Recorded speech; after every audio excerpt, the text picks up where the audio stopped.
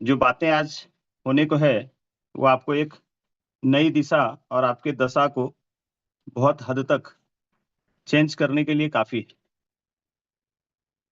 दिशा और दशा की बात मैं इसलिए कर रहा हूं कि मुझे एक इंटरव्यू याद आता है धीरू भाई अंबानी जी की। एक इंटरव्यू पुणे में हो रही थी और इंटरव्यू के लास्ट में एक पत्रकार ने उनसे पूछा कि सर, एक मैसेज आपके तरफ से नई पीढ़ी के लिए, आप आज की नई पीढ़ी के लिए, नए जनरेशन के लिए क्या मैसेज देना चाहेंगे ताकि उनका विस्तार हो सके, ताकि उनका विस्तार हर दिशा में हो सके। तो उन्होंने बहुत ही सधे शब्दों में उस इंटरव्यू में एक बात कही थी। उन्होंने कहा कि इंसान अपने विचारों की दिशा में इंसान अपने विचारों की दिशा में बदलाव ला करके अपनी दशा को पूरी तरह से बदल सकता है। ये बहुत छोटी मगर बहुत ही गहरी बात थी कि इंसान अपने विचारों की दिशा बदल के अपनी दशा को पूरी तरह से बदल सकता है। सिर्फ न कि अपने समाज की, अपने देश की हर जगह की दशा बदल सकता है, उसके लिए जरूरी है अपने विचारों की दिशा बदलने का। मतलब माइंडसेट के ऊपर बात करने के लिए कह रहे हैं, माइंडसेट को सही करने के लिए कह रहे हैं। आप समझिए, मतलब विस्तार जो आज का टॉपिक है ना, ये इसकी गहराई, इस गहराई में जितना हम उतरेंगे आपको उतने ज्यादा उतनी बातों का पता चलेगा।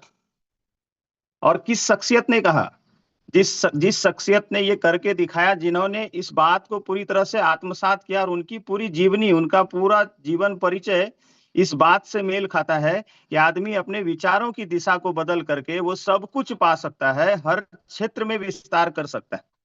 आज का टॉपिक है, ये समय है विस्तार का। तो आज हम लोग कैंगन बिजनेस के लिए विस्तार को समझें। विस्तार की जब बात होती है यारो, और कैंगन बिजनेस, मैं इस इंडस्ट्री के बारे में भी बात करूंगा कि ये विस्तार जरूरी क्यों है। क्योंकि सबसे पहला, हमेशा कोई भी चीज जब आए तो दो बातें होती है। सबसे पहले वाई, क्यों, क्यों करना है, देन हाउ, कैसे करना है। तो विस्तार क्यों करना है, पहले इस बात को समझें। और हम विस्तार करने की बात कहाँ कर रहे हैं? हम विस्तार करने की बात कर रहे हैं अमूमन अपने बिजनेस में, कैंगन बिजनेस को हम कैसे विस्तार कर पाए। बट आज कैंगन बिजनेस को तो विस्तार करेंगे ही, बट उससे पहले हमें खुद को विस्तार करना पड़ेगा। बहुत सारे चीजों को समझना पड़ेगा, डूज एंड डोंट समझने होंगे। आज मैं बात करूंगा कि विस्तार अगर हमको पाना है तो हमको क्या क्या काम करने होंगे, क्या क्या बदलाव करने होंगे और क्या क्या चीजें नहीं करनी होगी। क्योंकि क्या करने हैं ये सभी बताते हैं, बट क्या नहीं करना है ये जानना बहुत इंपॉर्टेंट है। क्योंकि अगर हम अपनी कमजोरियों को जानते जाएं और हम अपनी कमजोरी को जान के उसके ऊपर काम करें और उस कमजोरी को ही अपनी सबसे बड़ी ताकत बना लें, वो दुनिया का सबसे पावरफुल टूल होता है। तो विस्तार को समझने से पहले कि हम जो कैंगन बिजनेस में है, क्यों विस्तार करना है, इस बिजनेस को, इस कैंगन इंडस्ट्री को क्यों हम, और विस्तार करके हम कहां तक पहुंच सकते हैं, क्यों करना है। अगर क्यों जान जाएंगे तो कैसे ऑटोमेटिक हो जाएगा। मैं कैसे करना है इसके बारे में बहुत बात नहीं करूंगा, क्यों करना है, कैसे तो आप ऑटोमेटिक निकाल लेंगे, इतना मेरा दावा है। ठीक है, क्यों विस्तार करना है। तो सबसे पहली बात, ये जो इंडस्ट्री है डायरेक्ट सेलिंग इंडस्ट्री, और डायरेक्ट सेलिंग इंडस्ट्री में कैंगन बिजनेस की स्पेशली अगर मैं बात करूं तो ये एक साधारण व्यक्ति को असाधारण बनाने वाली इंडस्ट्री है, एक साधारण व्यक्ति को असाधारण बनाने वाली कंपनी है। क्यों असाधारण बनाने वाली कंपनी है? क्यों? क्योंकि यहां पर आप लक्ष्य बनाइए, आप गोल बनाइए, कंपनी उसको पूरा करने के लिए देने को तैयार है, तत्पर है। मेरा ऐसा मानना है कि जिस दिन आपकी आईडी जनरेट होती है, जिस दिन आप रजिस्टर्ड होते हैं इस बिजनेस में, उसी दिन जापान में आपके नाम का फार्म हाउस में पेड़ कहां पर लगना है, जो -3 बनने के बाद पेड़ लगते हैं, उसी दिन वो जगह जो है ऑक्युपाइड हो जाता है। उसी दिन आपको 6A का चेक, 6A 2-2-3-4-8 तक का चेक, आपका 1A से लेकर के -8 तक का चेक वहां पर रेडी हो जाता है जिस दिन आपकी आईडी लगती है। बट उसमें डेट कब का डालना है ये आपको तय करना है कि वो चेक आपको किस दिन लेना है। तय तो उसी दिन हो गया जिस दिन आपकी आईडी लग गई, बट उसमें डेट यारो आपको डालना है। वो डेट आपको आज तय करना होगा, वो गोल आपको बनाने होंगे, वो विस्तार को समझना पड़ेगा। अगर मैं बात करूं इस इंडस्ट्री की, मैं इससे आगे जाऊं उससे पहले थोड़ा सा इंडस्ट्री के बारे में भी बताना चाहूंगा। डायरेक्ट सेलिंग इंडस्ट्री, जिस इंडस्ट्री में हम काम कर रहे हैं, डायरेक्ट सेलिंग इंडस्ट्री के बारे में अगर कुछ जानकारी आपको बताऊं कि ये स्टार्ट कब हुई थी, कितनी गहराई है इस बिजनेस में। डायरेक्ट सेलिंग इंडस्ट्री के बारे में बोलते हैं यारों कि ये लगभग 1886 ईस्वी में पहली बार किसी के दिमाग में ये बात आई थी। 1886 ईस्वी में पहली बार किसी के दिमाग में ये बात आई थी, और उस व्यक्ति को कहा जाता है डायरेक्ट सेलिंग इंडस्ट्री का फादर। वो शख्स का नाम क्या था? वो शख्स का नाम था doctor Karl F Rehnborg. Doctor Karl F Rehnborg, इनको डायरेक्ट सेलिंग इंडस्ट्री का फादर कहा जाता है। आप कभी गूगल करेंगे या कुछ भी कभी भी हिस्ट्री में जाएंगे तो आपको मिलेगा father of direct selling is doctor Karl F Rehnborg के द्वारा किया गया था। 1886 ईस्वी में सबसे पहली बार इनके दिमाग में आया था। और सबसे पहली जो डायरेक्ट सेलिंग की स्थापना हुई प्रॉपर तरीके से वो 1945 ईस्वी में हुई। 1945 में स्थापना हुई, विधिवत की जो है डायरेक्ट सेलिंग करके एक इंडस्ट्री बनाई गई, वो विधिवत स्टार्ट हुई 1945 ईस्वी में। जैसे हम लोग काम कई सालों से कर रहे थे, बट वाव एकेडमी की विधिवत स्थापना कब हुई तो वो डेट अलग है। उसी प्रकार से डायरेक्ट सेलिंग की विधिवत स्थापना हुई 1945 ईस्वी में। और उससे पहले इस इंडस्ट्री की जब आप जर्नी समझेंगे ना, और जब इसके विस्तार को समझेंगे तो आपको समझ में आ जाएगा कि विस्तार क्यों जरूरी है। Yes, doctor Karl F Rehnborg सबसे पहला एक कैलिफोर्निया में, यूएसए कैलिफोर्निया में एक कंपनी की शुरुआत हुई, एक प्रोडक्ट की शुरुआत हुई। कुछ लोगों के दिमाग में ये बात आई कि हम क्यों ना जो सेल का जो तरीका है, डीलर, डिस्ट्रीब्यूटर, रिटेलर, होलसेलर, इस तरीके से ना जाएं, हम डायरेक्ट कस्टमर को, कंपनी से डायरेक्ट प्रोडक्ट बने और हम कस्टमर को दें। ये इस विचार के साथ कुछ लोगों ने इस काम को स्टार्ट किया, जिसमें मैं बताया फादर ऑफ डायरेक्ट सेलिंग। तो सबसे पहले जो कंपनी थी, सबसे पहला जो प्रोडक्ट था, सबसे पहली कंपनी स्टार्ट हुई एक कैलिफोर्निया विटामिन, कुछ विटामिन के टैबलेट्स जो है हेल्थ के लिए आए, कैलिफोर्निया विटामिन नाम की एक कंपनी स्टार्ट हुई। ये कब स्टार्ट हुई? 1935 में। उस समय तक डायरेक्ट सेलिंग की स्थापना नहीं हुई थी, बट 1935 में एक सेलिंग का जरिया स्टार्ट हुआ इस तरीके से, जिसको आज डायरेक्ट सेलिंग हम लोग बोलते हैं। 1935 में कैलिफोर्निया विटामिन के नाम से स्टार्ट हुई, और बाद में यही कैलिफोर्निया विटामिन जो है ये आगे जाकर के 1939 ईस्वी में, 1939 में कैलिफोर्निया विटामिन नाम की जो कंपनी स्टार्ट हुई थी, ये आगे जाकर के 1939 में, 1939 ईस्वी में न्यूट्रीलाइट के नाम से इसका नेम ओवर हुआ, मतलब नाम चेंज किया गया। कैलिफोर्निया विटामिन का नाम बदल करके रखा गया न्यूट्रीलाइट। और आप जानते हैं न्यूट्रीलाइट एक ब्रांड है कंपनी की, डायरेक्ट सेलिंग इंडस्ट्री की, एमवे की। और 1939 ईस्वी में ये हुआ।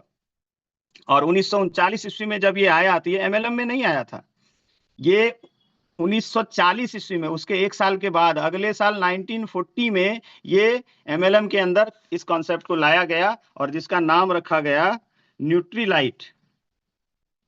ठीक है, कैलिफोर्निया विटामिन से न्यूट्रीलाइट का जन्म हुआ। और न्यूट्रीलाइट के बाद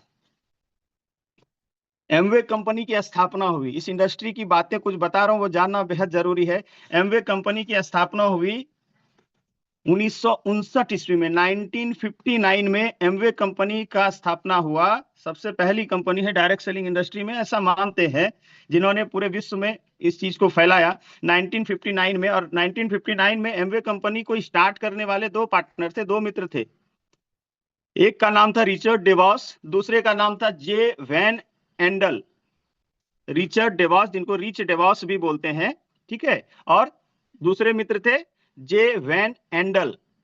ये दो मित्र ने मिलकर के एमवे कंपनी की स्थापना करी, स्टार्ट की। और इन्होंने भी जब स्टार्ट किया था तो एमवे कंपनी डायरेक्ट नाम नहीं आया था, सबसे पहले इसका नाम रखा गया था द अमेरिकन वे। हिस्ट्री बता रहा हूं, इसका नाम एमवे नहीं रखा गया था, पहला नाम रखा गया था द अमेरिकन वे, और जिसको बाद में जाकर के, जिसको आज हम लोग एमवे के नाम से जानते हैं। ये डायरेक्ट सेलिंग की कुछ हिस्ट्री है, परिचय है। जब आप इसके इतिहास में गोता लगाएंगे तो आपको समझ में आएगा ये बातें मैं क्यों बता रहा हूं, और विस्तार के टॉपिक से इसका क्या लेना है, बहुत बड़ा लेना देना है। जब एमवे की स्थापना हुई और एक बड़ी मीटिंग लगाई गई, उन्होंने कहा कि यार एक काम करते हैं, एक सेमिनार करते हैं, और उस संडे के दिन में, छुट्टी का दिन है, एक सेमिनार करते हैं और लगभग कम से कम 400 लोगों को बुलाते हैं। और लॉ ऑफ एवरेज बोलता है कम से कम 50% तो रिजल्ट आ जाएगा आने के लिए, तो देखते हैं कम से कम 200-250 लोग तो आ जाएंगे। उन्होंने एक ऑडिटोरियम को बुक किया जिसकी कैपेसिटी थी लगभग 250, और उन्होंने वो दोनों व्यक्ति ही, क्योंकि उस समय न संसाधन थे उनके पास, न बहुत पैसे थे, और उस दोनों व्यक्ति ने मिलकर के टेंट से कुर्सी, मतलब जो कुर्सियां लगाना, ये सब जो अरेंजमेंट होता है सारे हॉल का, ये लगाना वो सब अरेंजमेंट, माइक, ये सब पूरा वो लोग संडे का पूरा इंतजाम किए और 400 से 500 लोगों को इन्वाइट किए। और उनकी ये थी कि कम से कम 500 लोगों को बुलाएंगे ना तो कम से कम 200-250 लोग तो आ ही जाएंगे। 12 बजे का टाइम रखा था, 12 बजे का समय उन्होंने रखा, और 12 बजे एक ने बोला एक काम कर, जल्दी जल्दी हम लोग सुबह सुबह सब हॉल वगैरह अरेंज करते हैं। आपको पता है मैं जो बातें कर रहा हूँ ये सबके डायरेक्ट सेलर के, सारे नेटवर्कर के, सबके दिल की बात बता रहा हूँ। हम भी आज प्रोग्राम करते हैं, आरटीपी करते हैं, बीटीपी करते हैं, एलडीपी करते हैं, हम सारी व्यवस्था देखते हैं सब कुछ हो गया कि नहीं, लोग आ जाएंगे। 12 बजे दोपहर का टाइम रखा था। एक तो 1 महीने से तैयारी चल रही थी लोगों की, भाई जो मिले उनको इन्वाइट करो ये सब। और निश्चित दिन आ गया जिस दिन वो मीटिंग रखा गया था, पहली मीटिंग थी एमवे के इतिहास का, सबसे पहला मीटिंग जो था उसकी बात मैं बता रहा हूँ। और उस दिन दोनों ने बहुत मेहनत की सुबह से कि जल्दी चलो लोग आ जाएंगे, एक काम करो, ये तुम रहना, फिर मैं रेडी होकर के आऊंगा, फिर मैं आऊंगा, फिर तुम जाना रेडी होकर के आना, इस तरीके के चल रही थी, उधेड़ बुन में थे। लगभग 12 बजे दोनों उस हॉल में मौजूद थे, और 12 बजे जब आए उन्होंने देखा, जैसे ही गेट खोल करके देखा उस हॉल में जो भीड़ थी, वो देख करके वो आश्चर्यचकित हो गए, क्योंकि उस हॉल में मात्र 2 लोग आए थे। जो 200 लोगों को उन्होंने सोचा था, मात्र 2 लोग आए थे, 2 लोग आए थे। और वो 2 लोग जो आए थे, जब उनसे वो मिले तो समझ में आया कि वो 2 लोगों का नाम था रिच डेवॉस और जे वेन एंडल। मतलब जो वो 2 लोगों ने पूरी व्यवस्था की थी, इनवाइट किया, तो वही 2 लोग थे, कोई भी एक आदमी नहीं आया था। अब उस दिन अगर उस आदमी ने, उन दोनों ने हथियार रख दिया होता, बोलते अरे यार कहाँ आता है, कहाँ क्या होता है। आप प्रधान सर की एक बात को याद रखना, प्रधान सर हमेशा बोलते हैं प्रोसेस से प्यार करो, प्रोसेस से प्यार करो, ये चीजें आनी जानी है, आप अपने काम में लगे रहो, आप अपने विजन को फोकस करो। उस दिन अगर उस 2 व्यक्ति ने हथियार डाल दिए होते, अगर उनके दिमाग में ये बातें नहीं रहती, विस्तार की बातें नहीं होती कि हम इस बिजनेस को कहां से कहां लेके जा सकते हैं। छत्तीसगढ़ में एक पहला व्यक्ति, किसी ने दुस्साहस कर दिया कि 1.5 लाख रुपए का प्रोडक्ट लेकर के आ गया वो बंदा, और वो बंदा शरीर से बीमार, 10 तरह की गोलियां खा रहा था, ये प्रॉब्लम वो प्रॉब्लम, पुरानी कंपनी जिसमें काम कर रहा था वो कंपनी बंद हो चुकी थी, हताश आदमी, कंपनी में उनके कई लाखों रुपए थे, हम लोगों के लाखों रुपए थे, पैसे डूब चुके थे। मैनेजमेंट ने हाथ खड़ा कर दिया था, मैनेजमेंट से मीटिंग करके आने के बाद, उसके बाद मैनेजमेंट ने हाथ खड़ा कर दिया, सारी बातें होंगी, क्या मनोस्थिति रही होगी उस आदमी की। और उस कंपनी में प्रोडक्ट कितने के थे, 20 रुपए, 50 रुपए, 100 रुपए, 500 रुपए, 1000 रुपए के प्रोडक्ट बेस्ड बिजनेस था। और वो आदमी और उनके साथ अत्याचार हुआ, वो मीटिंग में बताते भी हैं कि मेरे को बुलाया गया देखने के लिए नागपुर, मुझे वहां बुलाया गया, वहां जाकर के, घर पे आना चाहिए था दिखाने के लिए। वो जो दर्द उनका निकलता है स्टेज पर, गलत नहीं बोलते वो। और इस तरीके से इतना पीड़ित आदमी, और बुलाया भी किसने, जो ऑलरेडी उसी कंपनी में पीड़ित था, माननीय महेश हाटा जी। और बुला करके क्या बोलते हैं, भाई साहब एक पानी की मशीन है, और जो डेमो दिखा रहा था वो बोलता है भाई साहब गंगा जल पियो। आपने सुना है उनकी स्टोरी में, उसके पीछे की बात बता रहा हूं आपको, मनोस्थिति समझिएगा। रिच डेवॉस और जे वेन एंडल जो एमवे के संस्थापक हैं, उस दिन कोई नहीं आया था, उन्होंने हथियार नहीं डाला। और जब भाई साहब को दिया गया, वाईके प्रधान नाम के प्राणी को जब गंगा जल हाथ में दिया गया, बोले भाई साहब लोग गंगा जल पियो, उनकी जो मनोस्थिति थी, वो सोच रहे थे कब, अब निकल जाऊंगा कि कब निकल जाऊंगा।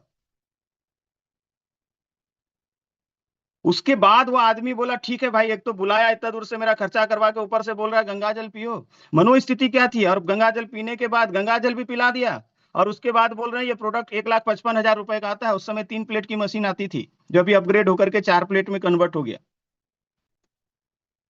आप सोचिए, एक आदमी हर तरीके से पीड़ित है, उस कंपनी में इतना मेहनत किया, इतना बड़ा नेटवर्क था, सब कुछ था, तूती बोलती थी, और वो आदमी आज अर्श से फर्श पर आ चुका था, और उसके बाद बोल रहा है कि एक 55 की मशीन लो और फिर से काम शुरू करो। यहाँ 1,000 रुपए के प्रोडक्ट को देने में, खेती का एक प्रोडक्ट आता था उपज वर्धक, उसको 1,000 रुपए का प्रोडक्ट देने में लोगों को बात समझ में आती थी। और यहाँ बोल रहा है सीधा 1,55 की हालत, तो कितना गुस्सा आया होगा उस व्यक्ति को, माननीय महेश हड्डा पर, कि अरे पगले, तू तो जानता है 1000 रुपए के प्रोडक्ट के लिए हमको खेत खेत जाना पड़ता है, कहाँ क्या नहीं करनी पड़ती है, और तूने एक 55 की मशीन बताई कैसे। कितना गुस्सा आ रहा होगा। बट तभी एक चमत्कार हुआ, वो जो गंगा जल गया था वो शरीर के अंदर, वो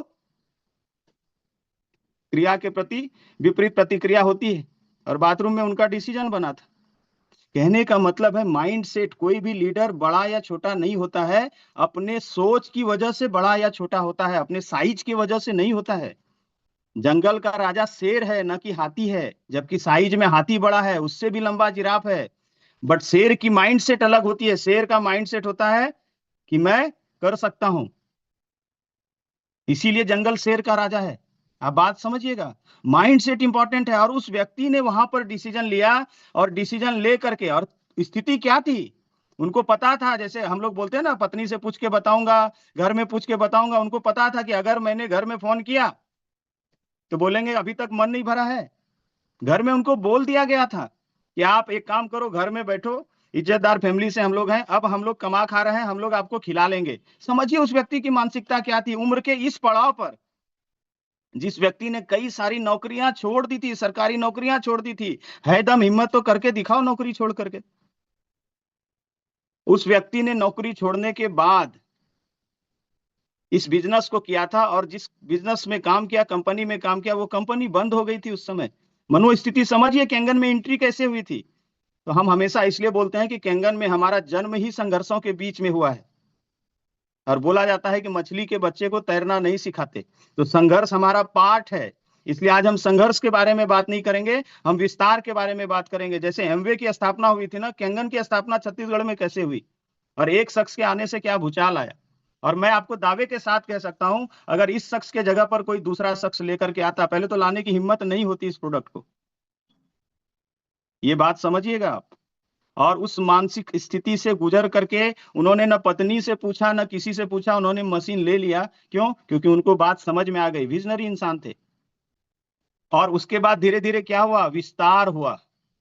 विस्तार हुआ जो आप जानते हैं, और आज उस विस्तार को आप देख रहे हैं कि सुबह 7 बजे 500 लोग बैठे हैं, सुबह 7 बजे 7:30, सुबह 7, 7:30 तक में कल 750 लोग थे सर। आने वाले समय में 1000 की संख्या खत्म हो जाएगी। वॉव एकेडमी ग्रोथ कर रहा है। वॉव एकेडमी एथिकली ग्रोथ कर रहा है। केवल ग्रोथ कर रहा है ये इंपॉर्टेंट नहीं है, ये विस्तार है, ये विजन है। और आज ये वॉव एकेडमी विस्तार करते करते कहां तक आ गई। आज कैंगन कैंगन का जो सेमिनार होता है ना, हम अपने रिकॉर्ड को खुद से ही तोड़ रहे हैं। हम अपने रिकॉर्ड को खुद से ही तोड़ रहे हैं। न किसी से स्पर्धा, न किसी से दौड़, न किसी से स्पर्धा, न किसी से दौड़, अपनी ही मंजिल, अपनी ही दौड़। हमको किसी से कंपीट नहीं करना है, हमको खुद से कंपीट करना है। इस बात को याद रखिएगा, ध्यान रखिएगा। मैंने ये स्टोरी क्यों शेयर की? मैं गुणगान कर रहा हूं वाईके प्रधान का? नहीं, मैं इसलिए बता रहा हूं कि उस इंसान को, क्योंकि उनके माध्यम से ये इंडस्ट्री, ये काम हमको मिला। और पहली बार डायरेक्ट सेलिंग को तो हम जान रहे थे यारो, आपको पता है, आप बहुत सारे लोग जो कंपनी बोला एमवे, ये सब में काम कर रहे हैं। बट उस आदमी ने एक स्लोगन दिया कि जितने भी, जैसे रामचंद्र जी जब लंका पर चढ़ाई के लिए जा रहे थे ना, तो उन्होंने बोला जितने भी दुखी दरिद्र जो भी आदमी है, बाली के डर से सुग्रीव को भगा दिया था, ये है वो है, जितने भी थे जामवंत थे, सबको एकत्रित किया और बोले सब इस युद्ध में लड़ाई करोगे। वो राजा महाराजा से, सेना से नहीं लिया उन्होंने मदद। ले सकते थे, खुद राजा थे, खुद राजा के पुत्र थे, ले सकते थे मदद, अपने वहां से भी ले सकते थे, बट उन्होंने नहीं किया। इधर उधर जो भी भटके हुए थे, ये थे, बानरों को लिया, रीछ को लिया, भालुओं को लिया, मतलब जो समाज थे, विस्थापित लोग थे, उनको लिया। वैसे ही उनका साफ कहना है, शुरुआत में ही उन्होंने मैसेज दे दिया, जो मुझे बहुत अपील करती है, जितने भी डायरेक्ट सेलिंग इंडस्ट्री के, इधर उधर के, फॉरेक्स के, क्रिप्टो के, प्रोडक्ट बेस्ड बिजनेस के सताए हुए लोग हैं, उन सभी लोगों को ढूंढ के लाओ ये प्लेटफॉर्म, इसमें गंगा स्नान करा दो। महाकुंभ का स्नान जितना पुण्य नहीं देगा यारो, उतना पुण्य देगा ये इंडस्ट्री में, इस बिजनेस में उन लोगों को ला करके सक्सेस करना। और ये मौका आपको दिया गया है, ये मौका मिला है, कितनी बड़ी बात है आप ये समझिए, ये बहुत बड़ी बात। तो इसके लिए ये चीजें बता रहा हूं, विस्तार। अब विस्तार के लिए क्यों? क्योंकि ये साधारण आदमी को असाधारण बनाने की इंडस्ट्री है। ये साधारण व्यक्ति को असाधारण बना सकता है। कैसे असाधारण बना सकता है? यहाँ 1 लाख रुपए कमाना, 1 लाख रुपए कमाना कितना आसान है आप समझिए। एक बंदा जो आज जुड़ा है, जो कल ऑफर आया है, आपने सुना है ऑफर, कल ऑफर आया है, आप 3 मशीन करेंगे 52,000 रुपए इधर से आ जाएगा, और उधर ऑफर है 1 लाख रुपए क्रॉस कर जाएगा आदमी एक दिन में, 7 दिन के अंदर। किसी बिजनेस में, किसी नौकरी में आप ज्वाइन करो, आपकी सैलरी 40,000 है, 50,000 है, 1 लाख रुपए क्रॉस करके दिखा दो। मैं बोल रहा हूँ 1 साल में क्रॉस करके दिखा दो। किसी बिजनेस में आज आज दुकान का शटर खोलो और कल से 3 दिन बाद 1 लाख रुपए निकाल के दिखा दो बिजनेस से। कितनी बड़ी बात है आप समझो। और वहां पर सिर्फ आप कमाते हो, यहां पर आपके माध्यम से एक व्यक्ति अगर ये करेगा ना सर ऑफर, ये ऑफर को जीतेगा, ये कैंपेन को जीतेगा, सिर्फ वही नहीं कमाएगा, उसके सबसे पहला वो गुरु दक्षिणा देता है। क्या गुरु दक्षिणा देता है? सबसे पहला बोलते हैं सर मैंने अचीव कर लिया, स्पॉन्सर को भी $5,000 जाएंगे, स्पॉन्सर को भी आधे पैसे जाते हैं। क्या गुरु दक्षिणा है यार, क्या कंपनी है, क्या सोच है, क्या विजन है। विस्तार समझिए, इधर उधर के बहकावे में मत जाइए, है ना, इधर उधर की बातों में मत पड़िए। ये समय है विस्तार का। और एक बात और बता दूं, 2025 ये जो साल है ना, जनवरी में इंटर किए हम लोग, 2025 जो है ये हमारे लिए विस्तार के लिए ही जाना जाएगा। और विस्तार भी कैसा? विस्तार एक्सपोनेंशियल ग्रोथ। ये एक ऐसी इंडस्ट्री है जो एक्सपोनेंशियल ग्रोथ दे सकती है आपको, और दे रही है। और जिन्होंने सामने से करके दिखाया है, माननीय महेश हाडा जी, माननीय वाईके प्रधान, अभी हमारे मित्र हैं, हमारे बड़े भाई के समान अरुण मिश्रा जी, अभी वो -3 होने जा रहे हैं। ये सारे उदाहरण हैं, ऐसे तमाम लीडर हैं। आप समझिए कि एक्सपोनेंशियल ग्रोथ मिलना है, किसी भी जगह में नहीं मिल सकेगा। कैसे कैसे लोग इस इंडस्ट्री में काम कर रहे हैं, इस कंपनी में काम कर रहे हैं, आप इन बातों को समझिए। और ये समय है विस्तार करने का। और विस्तार करने के लिए कुछ बातों का आपको ध्यान रखना पड़ेगा। और विस्तार किन चीजों का करना है? विस्तार अपने सपनों का करना है मेरे यारो, विस्तार अपने नॉलेज का करना है, अपने अच्छे कर्मों का करना है, समाज में अच्छाई का करना है, समाज में हमारे माध्यम से हमारे परिवार में हमारा क्या योगदान जाएगा, उसमें विस्तार करना है। सिर्फ विस्तार पैसे में नहीं करना है। आपने एक पिक्चर में डायलॉग सुना था, 3 इडियट पिक्चर में था कि आप अपने ऊपर काम करिए, कामयाबी झक मार करके पीछे आएगी।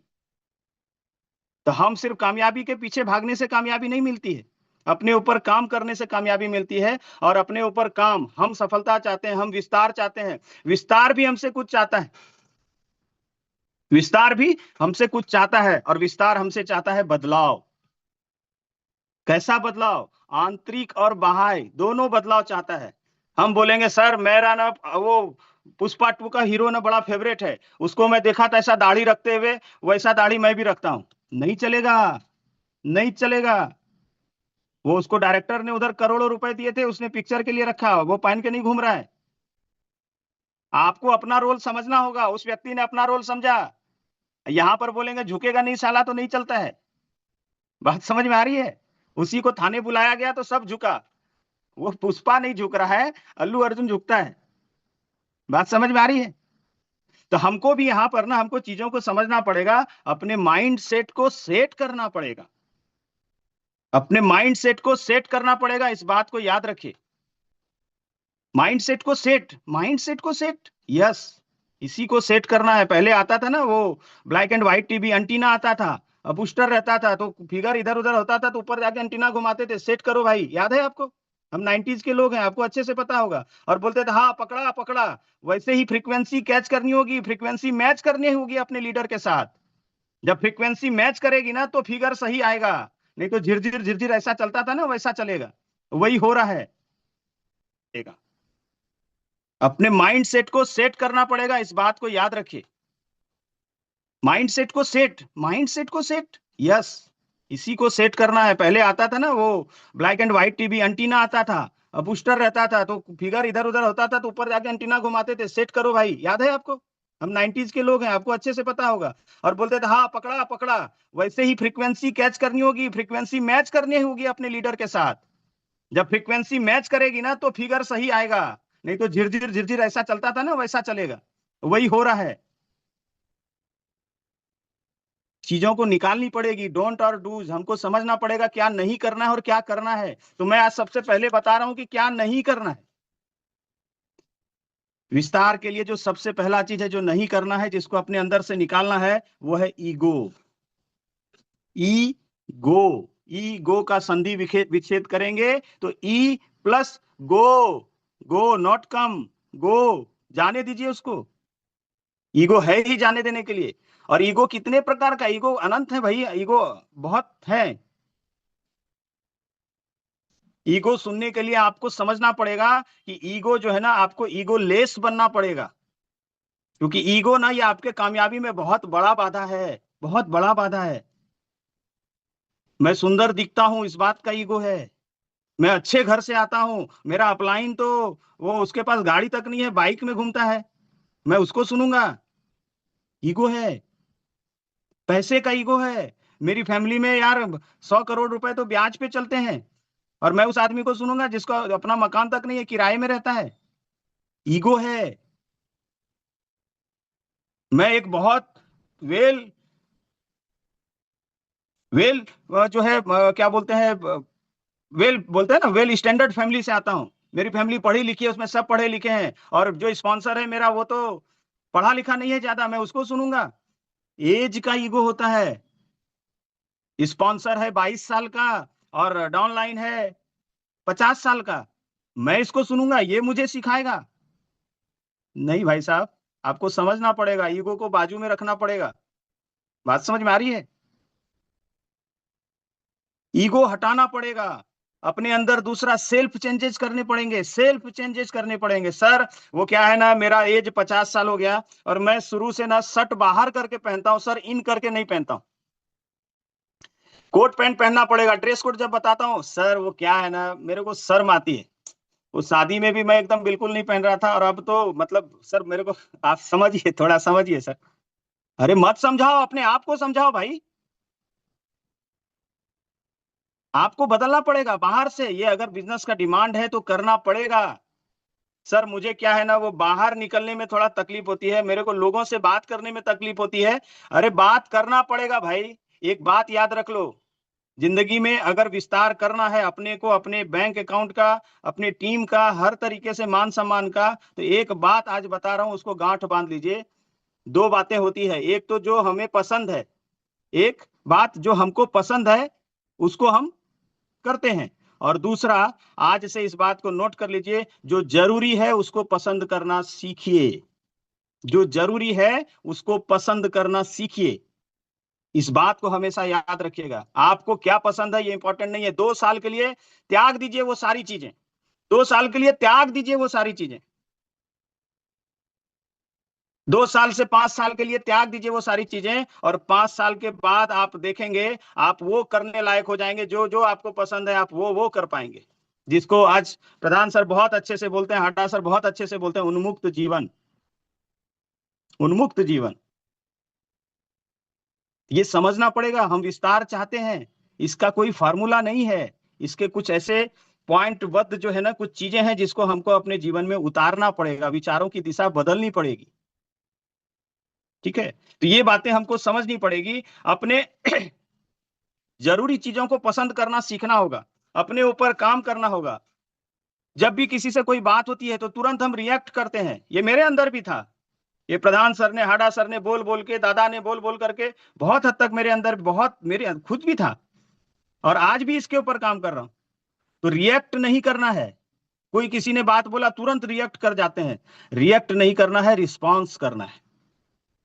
ये सब कुछ ऐसी बातें हैं जो जिंदगी का निचोड़ है, जो इस इंडस्ट्री में जो मिला है ना, कहा गया है कि अपनी गलतियों से सीखने के लिए ये उम्र बहुत छोटी है यारो, दूसरे की गलतियों से सीख करके आप बहुत आगे बढ़ सकते हैं। तो रिएक्ट नहीं करना है, रिस्पॉन्स करना है, फालतू के गॉसिप बंद करने हैं। कुछ लोग क्या बोलते हैं, सर मैं फुल टाइम कैंगन कर रहा हूं, कुछ तो बोलते हैं सर ओवर टाइम कर रहा हूं। और क्या कर रहे हैं फुल टाइम में, अगर दिन भर का रूटीन देखेंगे तो इससे फोन लगा करके आधा घंटा, अरे उसका पता है तुमको, अरे उसका, कुछ लोगों का ये हाजमोला है, जब तक ये करेंगे नहीं तब तक बातें हजम ही नहीं होती है। अरे वो मीटिंग किया था, तुमको बुलाया था कि नहीं, अरे कहाँ, फालतू आदमी है वो, बेकार आदमी, हाँ यार फालतू आदमी, मतलब जो आपके मन का करे वो अच्छा आदमी, जो आपके मन का नहीं करे वो फालतू आदमी। कहने का मतलब हम फालतू के गॉसिप में पड़ जाते हैं, बेकार की बातों का, जिसका कोई लेना देना नहीं है बिजनेस से।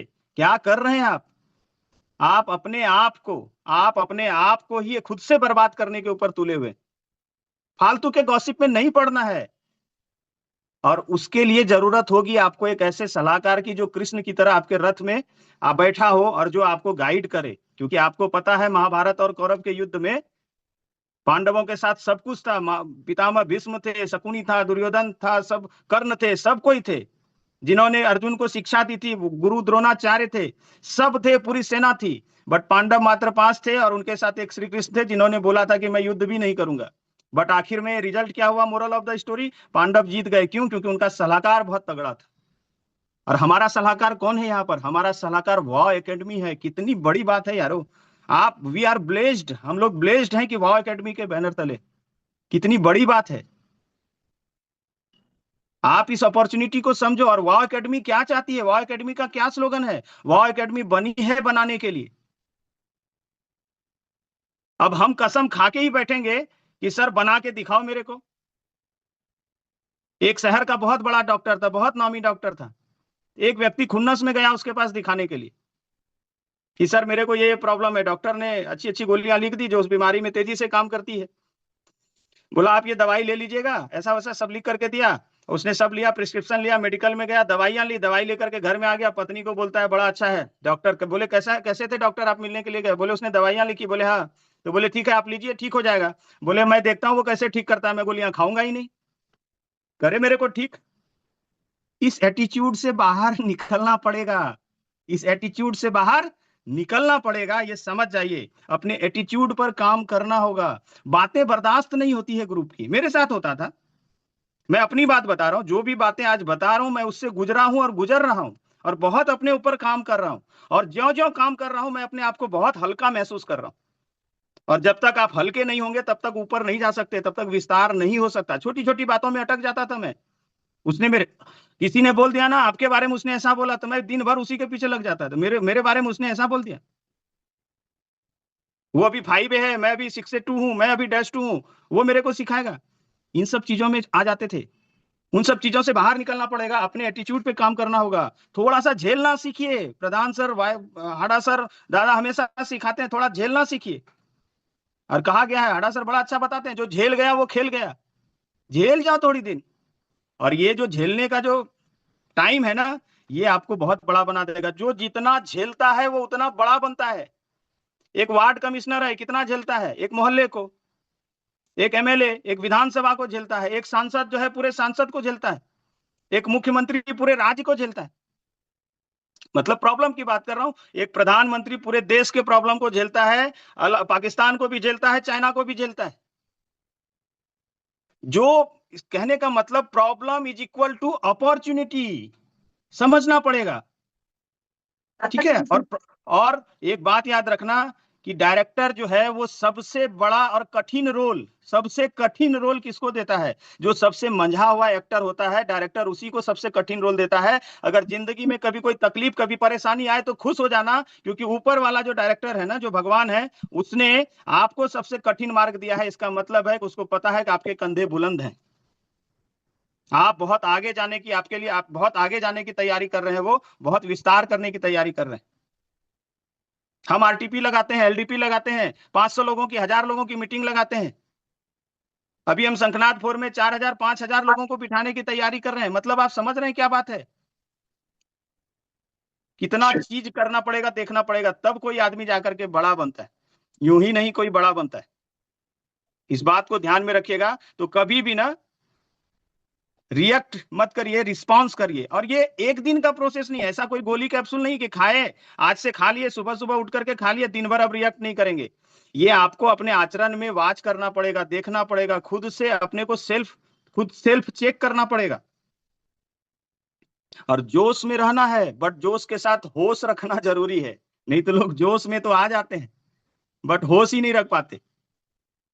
तो जोश के साथ होश रखना जरूरी है। और एक बात याद रखिएगा, हम रिएक्ट क्यों करते हैं, एक बात हमेशा ध्यान में रखिएगा। जब लड़ाई अपनों से हो, जब लड़ाई अपनों से हो तो हारना सीखना चाहिए। ये बातें मैं आप आज के डेट में मैं इस चीज को आत्मसात करने की कोशिश कर रहा हूं, कोशिश कर रहा हूं। आ गया नहीं बोलूंगा, कोशिश कर रहा हूं। और अक्सर कोशिशें कामयाब होती है, इस बात को याद रखिएगा। तो जब लड़ाई अपनों से हो तो हारना सीखना चाहिए, और जब लड़ाई अपने आप से हो जब लड़ाई अपने आप से हो तो हमेशा जीतना सीखना चाहिए। युद्ध जीतिए बट खुद के खिलाफ जीतिए। जब लड़ाई अपने आप से हो तो हमेशा जीतना सीखना चाहिए। इसलिए कहा गया है, इसलिए कहते हैं कि एक युद्ध स्वयं के विरुद्ध। और हम लड़ते किससे हैं? अपने आप से नहीं लड़ते हैं। हम अपने ईगो को खत्म करने के लिए खुद से नहीं लड़ते, हम अपने अंदर बदलाव लाने के लिए खुद से नहीं लड़ते। लड़ेंगे किससे? वाईके प्रधान से लड़ेंगे। सर आपने ऐसा किया, मेरा कैरियर बर्बाद कर दिया। जैसे वाईके प्रधान ने ही तेरा -3 रोक के रखा है। मैं साडा सर, आप एक मीटिंग, दादा आप मीटिंग नहीं दे रहे हो, मेरा पूरा देखिए बिजनेस खराब हो जाएगा। जैसे उन्होंने वहां से बैरियर लगा के रखा है।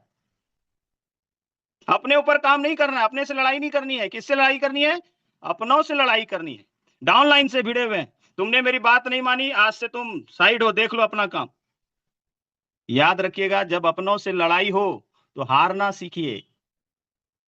आपका बेटा छोटा 4 साल का 5 साल का बेटा है, घर आते हैं तो वो आपसे लड़ता है ना, भिसुम भिसुम करता है। क्या करते हैं? उसको देते हैं एक मुक्का खींच करके, बैठ उधर जा करके।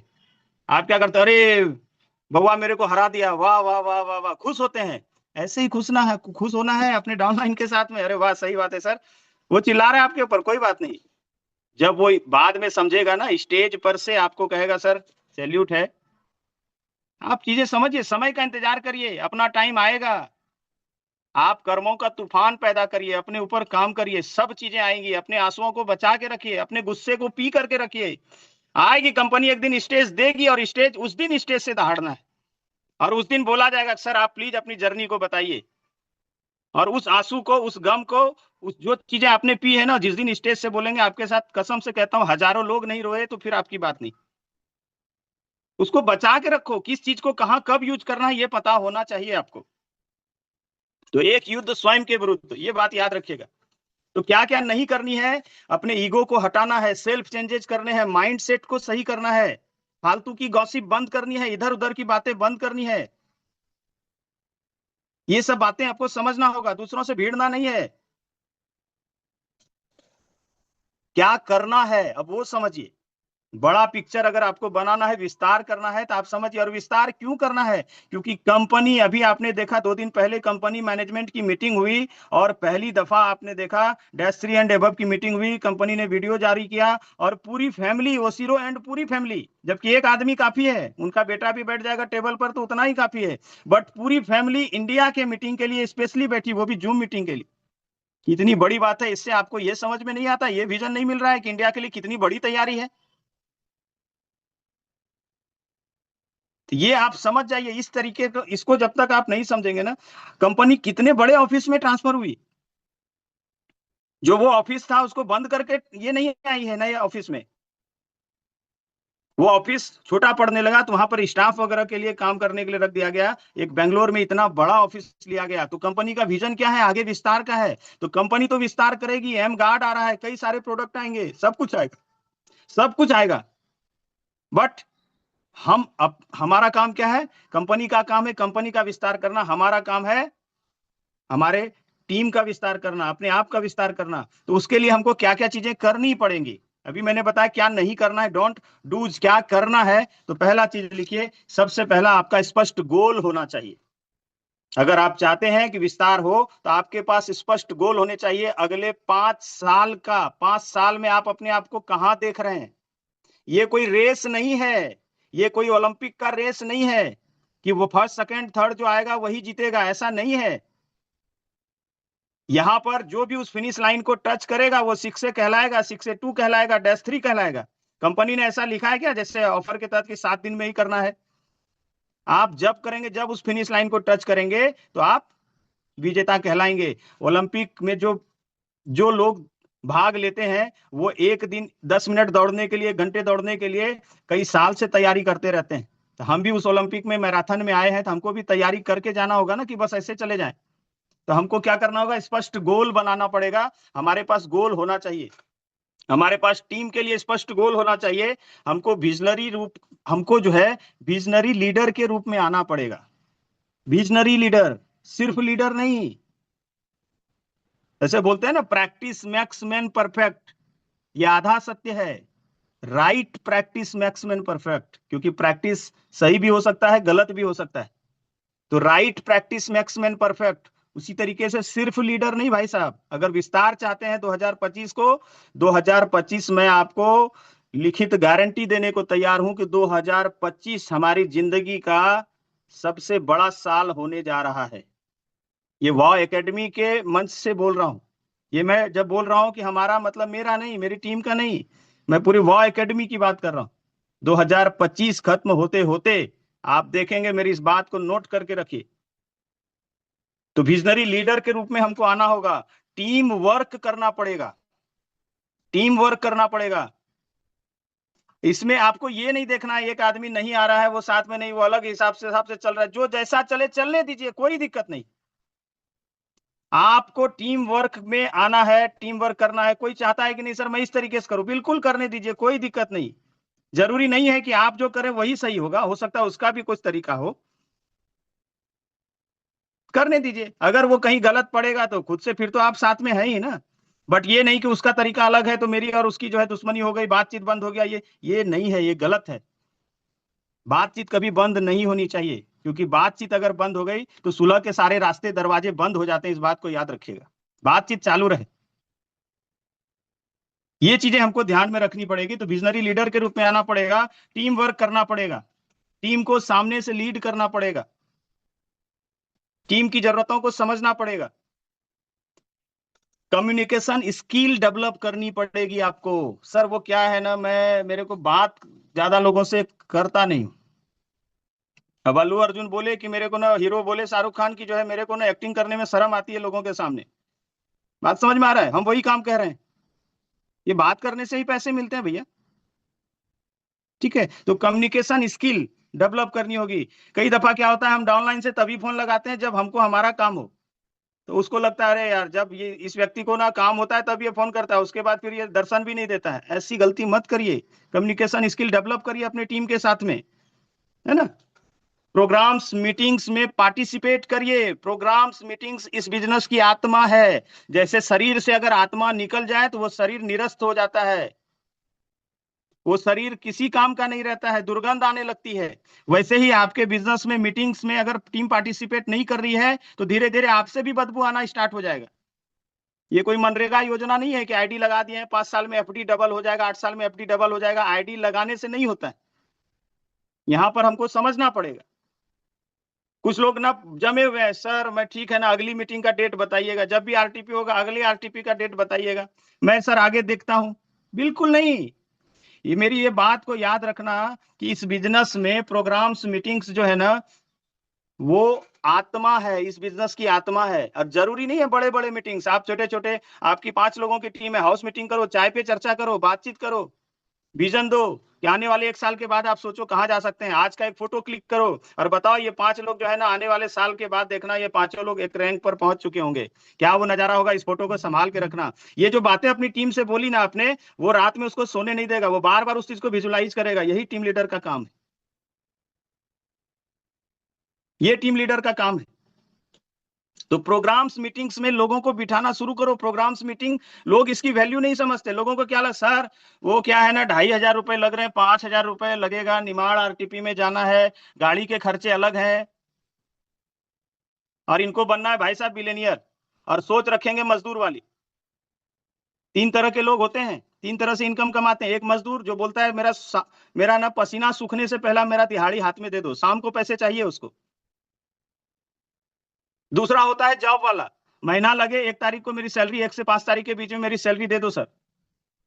और तीसरा होता है बिजनेसमैन, और बिजनेसमैन अपना हिसाब किताब कब देखता है, साल में 1 बार, 5 साल का टाइम देता है अपने आप को। तो आप आए हो यहाँ पर क्या करने, सर बिजनेस, मैं ना कैंगन का बिजनेस करूंगा सर। और माइंडसेट क्या है, मजदूर वाली, शाम होने से पहले ना मेरा पसीना सूखने से पहले मेरा दिहाड़ी हाथ में दे दो, मतलब मैं कुछ कमाऊंगा फिर मैं आरटीपी में जाऊंगा। बिजनेसमैन बोले पहले कस्टमर मेरे को इनकम दे दे, फिर मैं फर्नीचर खरीदूंगा, दुकान खरीदूंगा। किसान बोले बीज मेरे को डालना नहीं है और फसल गेहूं मेरे को काटनी है क्विंटल में। अरे पागलो, थोड़ा सा दिमाग को जगह पर लाओ, समझो, चीजों को समझो, ये बहुत जरूरी है जितनी जल्दी समझ रहे हो। और आप अपने सपने खराब नहीं कर रहे हो, करो, जब वो फोटो दिखाओगे ना, जो 5 लोगों का हाउस मीटिंग हुआ था, उसमें से 4 जो है ना वो बन जाएंगे अगले 5 साल के बाद, 3 साल के बाद -3। आपका बेटा बेटी जब बड़ी होगी ना, तो पूछेगी पापा ये फोटो दिखा आपके अलमीरा में, पापा ये सफाई कर रही थी ना, ये फोटो दिखा। बोले अरे बेटा ये पुराने दिन के फोटो है। बोले पापा बताओ ना इसके बारे में। बोले बेटा अरे कुछ नहीं, वो एक दिन ना मीटिंग हुई थी आज से 5 साल पहले, वो कैंगन बिजनेस नहीं है जो पानी पीती हो तुम। बोले हाँ पापा। तो उसमें ना ये लोग सब हम लोग मीटिंग कर रहे थे। तो मीटिंग क्या चीज का पापा? बोले अरे बेटा इसमें बिजनेस भी था ना। बोले अच्छा बिजनेस भी था? बोले हाँ। बोले ये चारों अंकल कौन है? बोले बेटा ये चारों अंकल हम लोग सब साथ में शुरू किए थे, और एक दिन मीटिंग करके उस दिन मुझे बात याद आ रही है। सब लोगों ने बात करी थी कि आगे हम बहुत बड़े बन जाएंगे, ये हो जाएगा। तो क्या हुआ पापा फिर इन लोगों का? बोले बेटे ये 4 लोग जो है ना, ये 4 लोग तो वाकई में आज बड़े बन गए बेटा। एक उसमें वाईके प्रधान है, एक महेश आटा है, एक ना ये है, एक ना अरुण मिश्रा है, एक प्रशांत है। पापा आपका? आपका क्या हुआ पापा? बोले बेटा वो क्या है ना, मेरे को आरटीपी में जाने बोल रहे थे, बट वो ना 5,000 रुपए का टिकट था बेटा, और 5,000 रुपए का टिकट उस समय देना वो बहुत भारी लगा। वो बच्चे को मन करेगा कंटाप दूं आपको एक। बच्चे का मन करेगा अरे पागल तूने मेरा हम लोगों का फ्यूचर खराब कर दिया। अगर तू उस दिन आरटीपी में चला गया रहता तो ये 4 के साथ आज 5 सक्सेस होते। ये रिस्क मत लो भाई साहब। और उस समय जब ये समय बीत जाएगा ना, वो समय फिर चाह करके वापस नहीं आएगा। तो चाहते नहीं हो कि ऐसी धुलाई हो पटक पटक के, तो अभी भी संभल जाओ, अभी भी संभल जाओ, ये समझा रहा हूं। हाँ। आपने कभी देखा है लीडर को आपसे फोन करके पूछते हैं कि 2A को फोन करके पूछा कि हाँ प्रशांत जी आप बताएं तो आरटीपी लगाऊं क्या? देखा है कभी आपने? नहीं। क्यों? क्योंकि उनको पता है विस्तार की ताकत। कंपनी अपना विस्तार करने में लगी है, आप अपने विस्तार के लिए जाओ। जब भी कोई टूर कोई ऐसा मिले, आरटीपी में क्या ज्ञान दिया जाता है? सिर्फ एलडीपी में सिर्फ ज्ञान दिया जाता है? नहीं भाई साहब। और वहां पर क्या है, ये बातें आपको समझनी पड़ेगी। जब वहां जाओगे तब समझोगे। पैसे बचा करके अमीर नहीं बना जा सकता, पैसे कमा के अमीर बना जा सकता है मेरे यारो, इस बात को समझ जाओ। सेविंग अकाउंट से अमीर नहीं बन सकते, पैसे कमा करके अमीर बना जा सकता है, इस बात को हमेशा ध्यान में रखना। इसलिए कहा गया है कि प्रोडक्टिव वर्क करना है। प्रोडक्टिव, सब्जेक्टिव वर्क नहीं करना है, प्रोडक्टिव वर्क करना है। बहुत सारी बातें हैं इसके ऊपर करने के लिए, बहुत सारी बातें हैं, बट बहुत ज्यादा बात नहीं करूंगा। प्रोडक्टिव वर्क करना है, ये बातों को ध्यान में रखिए, समझिए, विस्तार करना है। एक बात याद रखिएगा, बहुत सही कहा है कि एक एक चीज के ऊपर काम करना पड़ेगा अपने को, एक एक चीज के ऊपर काम करना पड़ेगा। मैंने देखा है वाईके प्रधान सर को शुरुआत में डेमो, आपको क्या लग रहा है वो आदमी बैठे बैठे बन गया? इतना भारी शरीर और इतना बड़ा बैग लेकर के उड़ीसा में जी, दुकान पे खड़े होकर के, दुकान के बाहर जैसे वो मदारी शो लगाता है ना, उस तरीके से भी डेमो करते देखा है, वो भी फोटो है मेरे पास। और आ करके सुबह सुबह बेचारा जो इतनी आराम से जिंदगी जी रहा था, जी सकता था, अच्छे खासे पैसे घर में आ रहे हैं, अच्छी फैमिली से हैं, मैं जी सकता था अपने घर में बैठ करके, सब कुछ है। बिहार छोड़ करके रायपुर में बैठा हूं, बहुत स्ट्रगल किए भाई साहब। क्यों? क्योंकि सर ने एक बात बताई थी कि प्रशांत जी याद रखो, डायरेक्ट सेलिंग इंडस्ट्री में जितने डूबे हुए लोग हो, अगर इस बिजनेस में नए नए आए हो, तो आपके लिए एक बहुत शानदार मैसेज है कि चाबी जहां गुम हुई है वहीं से चाबी मिलेगा भी। अगर डायरेक्ट सेलिंग में डूबे हो किसी कंपनी में, तो उभरोगे भी वहीं से। रायपुर यही शहर है जहां पर हम लोगों ने कंधे पे ढो ढो करके, महेश आडा जी, मैं, सारे लोग ढो ढो करके सूट लेंथ ढोया है साहब। ट्रेन में चढ़ते तो वो डंडे वाला सिपाही आता था 200 रुपए मांगने के लिए, और कब पकड़ता था? जब ट्रेन पर चढ़ने लगे उसी समय पकड़ता था, जानता था कि हड़बड़ी में देगा। बहुत तंग किया है। कुली 200 रुपए मांगता था, यहाँ से इस प्लेटफॉर्म से उस प्लेटफॉर्म पर ले जाऊंगा, सोचता था 200 रुपए। उसी महेश आडा को देखा, अरे 200 रुपए में तुम्हें मेरा नाश्ता खाना सब हो जाएगा। ये प्रोसेस है, प्रोसेस है। कैंगन बिजनेस में, गोंदिया में जब बिजनेस शुरू किया तो सुबह से लेकर के रात तक डेमो करते थे। रात में पूछा किसी ने कि सर खाना खाया कि नहीं आपने, तो मैं याद कर रहा था खाना खाया हूं कि नहीं खाया हूं, याद कर रहा हूं, पेट नहीं बोल रहा है कि भूख लगी है, याद कर रहा हूं खाना खाया है कि नहीं खाया, क्योंकि इन सब चीजों से ऊपर कर दिया था, तब जाकर के काम होता है। एक एक चीज के ऊपर जब काम होता है तब जाकर के किसी का बड़ा नाम होता है। इस सेंटेंस को याद रखना। With this I am going to conclude my speech for today. So thank you so much. Over to you Naveen Burman ji and Khan साहब, थैंक यू।